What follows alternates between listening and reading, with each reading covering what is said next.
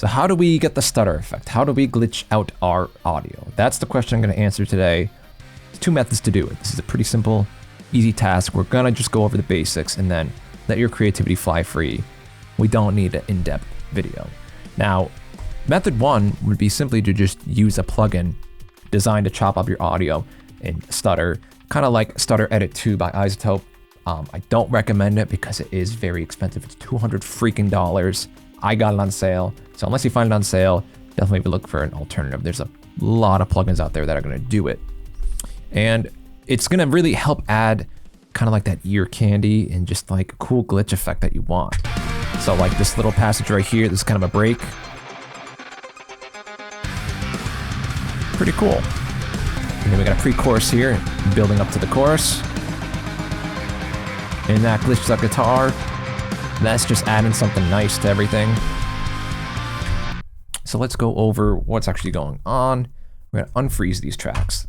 I'm gonna take off the stutter effect, just kind of, you know, so you can hear what is actually going on without the effect. So this is the main riff I have for my song, well, for verse 2. And there's a obvious filter on this. We're doing a EQ filter here, kind of like the telephone effect, a lo-fi effect. And we've also got Stutter Edit 2, which sometimes just doesn't work right when you don't have the tracks frozen. That could be an issue in my DAW. So right now it's gonna work. But there's a bunch of parameters you can adjust. I think the presets are really good. The guitar stutters are pretty much what I like. And there's way like more crazier things you can do. Like this stomp box thing. Like that's not what I'm looking for, but like there's a lot that you can do with this plugin.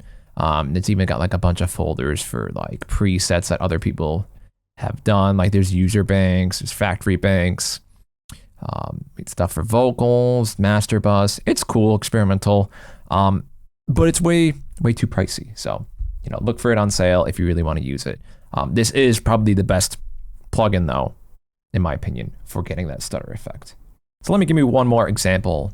We're actually going to use this same stutter preset, and it's pretty cool how you could, like, if you find one preset, you could use it in a lot of different areas, especially if the material you're using on it is different and all the melodies are different. The stutter's going to sound a bit different. So we have this nice verse. We're going to be going into a pre-chorus. And here we go. It's just cool. It's just that extra polish, that extra ear candy, and it's like one of those things that will, depending on what you're working on, it'll kind of set your song apart and just give you that extra icing on the cake to show that, hey, this is a well-produced professional song. I know not a lot of people like doing all the ear candy stuff and having like a bunch of little things going on at the same time, but I'll say this, songwriters, producer that I respect, heard this song start to finish, didn't get bored at all, and a lot of that has to do with these transitions and kind of this ear candy with the glitch effect that just makes your song that much more interesting. It's not, you know, something to be afraid of. It doesn't give it an overproduced sound. I don't know why people say that, but glitch effect can really help elevate your song. And that's kind of why I wanted to go over it. And there's going to be one more method of how to get this glitch effect, and we're not going to use a plugin. This is going to be the old-fashioned way, but it works really well as well. All right, so let's take a listen to this breakdown where I'm doing the second method, which is just manually chopping up the audio file and kind of just adding effect to the actual audio file itself in kind of concert. So we get kind of a glitchy stutter effect. Just listen, you'll hear it.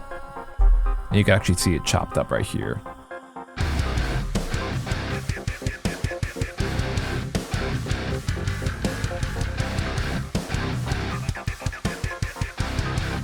Pretty cool. And this is with no plugins. This is, well, no stutter plugins. This is just simply me chopping up the audio file, because if we get rid of all that chopping, So that's just a guitar riff that I had, and I've got Isotope Trash on here, and Ozone Imager for some stereo effect, and a bit of a low cut. And by adding these effects, I've completely transformed the sound, and then we add the stutter, and we kind of got a stuttery, kind of glitched out, just cool effect. In this second half, I chopped everything up manually. Like if you've never done it before, you're just simply going here, selecting 16th notes. That's a good starting point. You just chop it, 16th or 32nd notes actually, and you just do that.